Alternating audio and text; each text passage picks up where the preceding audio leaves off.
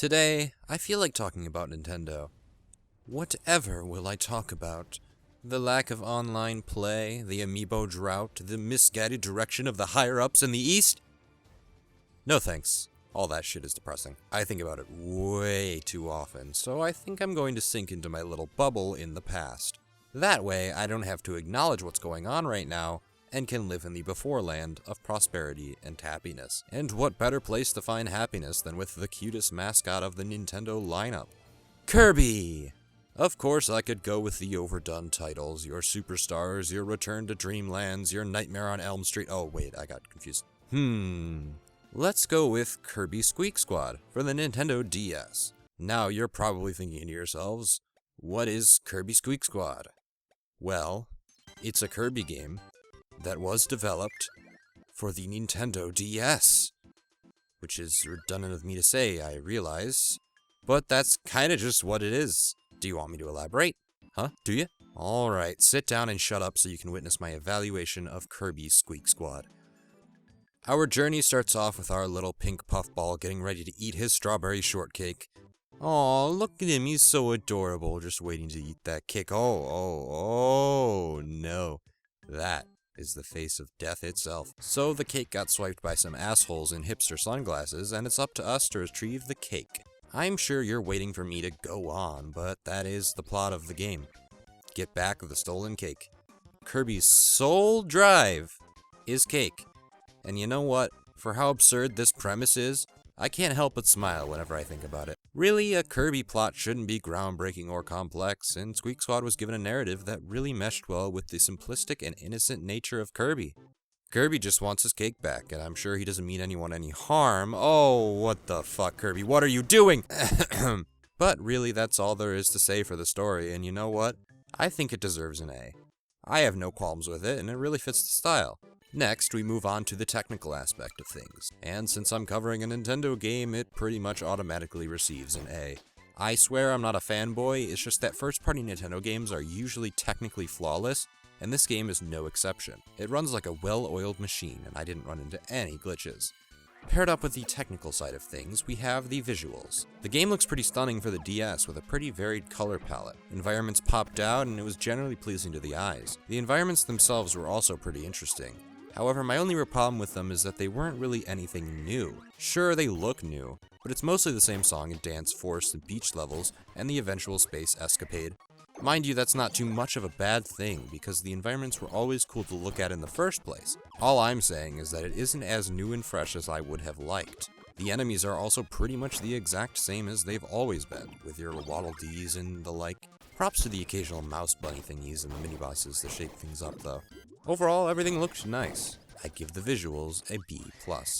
Then we have the music, and it's pretty standard fare for a Kirby game. One thing I will say though, is that the soundtrack for this game is brilliant. But I really didn't remember a whole bunch of the songs. Only a couple really stick in my mind, and the rest feel kind of generic. I wouldn't exactly say that they're the bad kind of generic, just not as standout and memorable as the rest of the Kirby games. This probably has a lot to do with the fact that most of the songs are adapted from existing Kirby songs, so there isn't a whole lot of originality in them. The good thing is that they still manage to fit the theme and have me humming along while I play. The sound gets a B+. Time to explain the mechanics of Kirby before I judge the gameplay as a whole. Kirby is all about sucking up enemies and throwing them. He can also use his copy abilities to steal the power-ups from his enemies and use them to wreak havoc. This time around, there are the staples Sword, Fire, Ice, Fighter, etc., but there are also some newcomer power-ups in the form of Animal, Bubble, and Metal. Animal has Kirby transforming into a wolf-like creature that can dig through dirt and slash at enemies, as well as latch onto them and have a field day. Really, I'm not too big of a fan since his attack options aren't that interesting, and I've always found that the digging is really slow and finicky. Next up, we have Bubble, which is a surprisingly fun new power-up. It functions much like Fire and Ice, except it sprays bubbles. These bubbles envelop the enemy and transform their ability into a bubble that Kirby can stockpile for later. More on this when I explain the copy palette. It's fun to fly around and turn your enemies into bubbles, with no indication that they've even died. Finally, we have Metal. The trade-off here is that pretty much nothing except bosses can damage Kirby, and he damages everything he walks into. However, he moves at a snail's pace, and his flight Oh boy. Might as well go grab a coffee or something. It is a very interesting addition, but I always found that it's not the most fun to use because of its extremely slow movement. But I'd be lying if I didn't enjoy just running through enemies and not giving a care in the world. My personal favorite ability is magic. I just freaking love this ability. You can throw cards at people and there are doves and it's just fantastic. Look at them! Your goal as Kirby is to use these copy abilities to hunt down the Squeak Squad and their many treasure chests that may contain your precious cake. Levels will contain some short adventures with a large treasure chest at the end that will be guarded by one of the 3 main Squeaks. Each scenario will be different, with some involving you racing the Squeak to the chest, or just trying to exit the level before the chest gets knocked out of you and stolen. Fighting the Squeaks themselves is really no difficult feat. If anything, it just ends up being repetitive after a while. When I say repetitive, it isn't necessarily always a bad thing, because this means that if you are skilled enough to get the treasure chests and get out, you won't have to fight them over and over again. In this way, it's sort of like a reward for skilled play. Where does Kirby store these treasure chests, you may ask? I'm not sure why you would ask that, but regardless, he stores them in his stomach. This time around, Kirby has something in his stomach called a copy palette that can be controlled with the touchscreen. It can hold up to 5 items consisting of power-ups, food, and chests. You can carry 6, technically, but you'd have to go the entire level with something in Kirby's mouth, and I don't think you'd last very long. The mechanic of the copy palette is a pretty interesting one, as it adds a level of strategy to what abilities you want to store. You need to juggle what food and what abilities you're going to take with you based on how confident you feel about the road ahead. My only gripe with this system are the treasure chests. I really wish that the treasure chests didn't host a spot in the copy palette. There are usually 3 chests in a level, which means that if you are going for completion, there will always be 3 spots filled. This would mean that you probably need to empty out your copy palette, which can only be done by using the touchscreen. Now, I wouldn't really have a problem with this if it weren't for the big chests being time-focused. This means that I often found myself fumbling around trying to free up a space and either dying or losing the chest. Oh yeah, did I mention? If you die whilst retrieving the large chests, or lose the chest to a bottomless pit, that chest is gone until you restart the entire level. This is super frustrating, and added to the monotony of the copy palette, it can be a real pain. Luckily, most of the time the copy palette is fun to utilize, and there are many cool features like the Kirby faces that you can mix together for extra lives, and mixing together foods to give higher healing factor items. This process of mixing also applies to some of the copy abilities. Say you have a Lone Fire and Lone Sword. Well, if you mix them together, you get the ability Fire Sword. It's a pretty nifty addition that was pretty much taken directly from Kirby 64. I haven't played 64, so I can't speak on that game. But this time around, there are only a few options you can work with, but the added bonus is so cool to begin with that I can excuse the lack of options. Another cool emphasis is the staple of affecting your environment with powers. There are some tall grasses that can be burnt or cut with any number of copy abilities, as well as some rope that can be cut and some rope that can be burnt, a la cannon fire. All of these lead to some secret areas and hidden secrets, and none of them are really out of the way or hard to find. This increases the factor of exploration, and the rewards that you receive are usually chests. The cool thing about the chests are that they can give you different colors to paint Kirby, pieces to some cool looking puzzles, a sound test, and even some additional moves to your copy abilities. An actual extension of gameplay can be found just by taking some time to explore and experiment with a variety of different copy abilities. That is an amazing way to drive players to explore.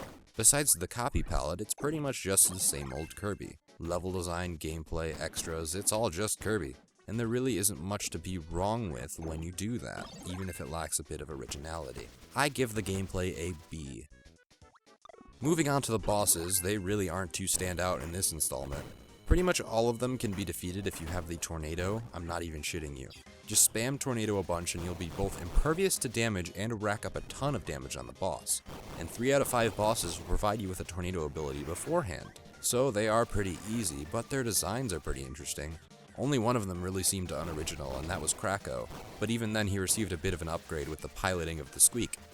I'm just thankful that there wasn't another fucking Wispy Woods. I've seen him way too many damn times to count. There aren't a whole lot of them, but they are pretty cool to fight if you don't happen to have a tornado ability. Overall, I rate the bosses with a B. Finally, spoiler alert, we are going to the final level. While Kirby was about to take the big chest containing his cake, Meta Knight swipes it at the last minute, and you are forced to track down Meta Knight and reclaim your cake. You eventually make it onto a sunken halberd and fight him in probably the coolest boss fight in the entire game. The entire time you are fighting him while the halberd flies off into space. It's pretty damn awesome to watch. And it's also cool to fight Meta Knight because he presents a welcome challenge as always. Prepare to get your ass kicked if you aren't ready. Once he's done, Kirby sees his prize in sight once again, only to get it stolen by the head Squeak. Jesus, Kirby just can't get anything he wants. But when the Squeak opens the chest, he gets enveloped by a strange darkness and flies up into space, prompting Kirby to follow him and get back his cake. This little guy's mission just never falters. After faffing about in Spaceland and becoming a UFO, which is amazing by the way, you finally catch up to the Squeak and you have another fight with him, which is pretty much the exact same as the last one, except he throws bombs now and has a star rod. Once defeated, the darkness leaves its host and you pick up the triple star that the Squeak was using to hunt down the darkness. After a hunt that takes you through space, you arrive at the apex and begin your fight with the Dark Star.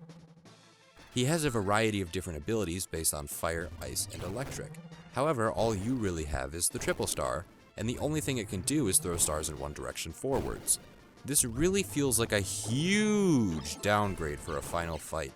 I'm not even sure if there's a disadvantage to using other copy abilities, but I would have taken those over the disappointment that is the triple star. Really, none of the final bosses are hard in the slightest, and it's kind of anticlimactic. On the plus side, they have cool themes to them, but not nearly as awesome as the other iterations. You beat the Dark Star, which I guess Kirby just magically finds out is Dark Nebula, and he flies off wondering if he'll ever get his cake back. Spoiler, he does. And that's the game. I would usually say this kind of an ending is lackluster, and in a few areas it is. The bosses weren't all that interesting, the space world was fairly short, the music was pretty okay, but I wouldn't say that the story itself ended on a bad note. Sure, there was never really much going for it, but I think that was the point. The story was simple and cute from start to finish, and Kirby never stopped looking for his cake. I always point to this story when I talk about the cuteness of Kirby, and how it practically sells me on the entire franchise. So, the final level receives a B-. What about any extra credit? Well, for getting all of the treasure chests, you receive a multitude of things. First off, we have the Ghost Copy ability, which can be found in the copy room once you get all of the pieces of the map to the secret area. The Ghost Copy ability lets you possess enemies and play as them.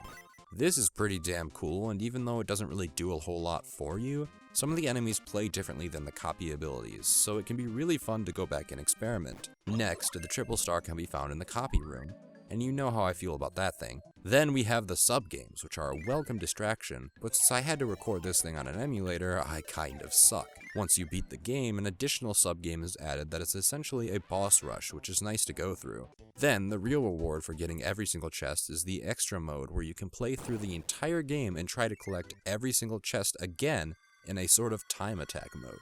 I really am not one for this mode, but maybe if I ever feel like playing the game again, I'll check it out. This extra credit is substantial because, as mentioned earlier, going for the chests can be pretty damn rewarding. You have copy scrolls to add more to the abilities, you have spray paint so Kirby can be different colors, a whole new copy ability to have fun with, some pictures that throw back to old Kirby games, a sound test where you can wind down and relax, and even a frame dedicated to your cake. It's some of the coolest extra content in a Kirby game, and I think it's awesome. After all of this, what's my verdict? Well, I really enjoy this game. It isn't one of the better known Kirby titles, and I can definitely understand why. It lacks a lot of originality and it really just feels like a ROM hack, but that isn't all bad. It has a self-contained cute story that adds to the style, and some of the new copy palette features are really cool to mess around with, even if it adds an element of frustration sometimes. The game looks gorgeous for the DS, and the music is catchy as always, relying on the older games to give the soundtrack some street cred. It's about 4.5 hours, with about an hour or two added on if you plan on going for the extras. It's a pretty short game, but you can buy it for pretty cheap, so it isn't much of a concern anymore. Overall, Squeak Squad may not be the most original game in the series, but it still has that Kirby charm that will wrap you up and captivate you, and deserves some recognition. I give this game a B+.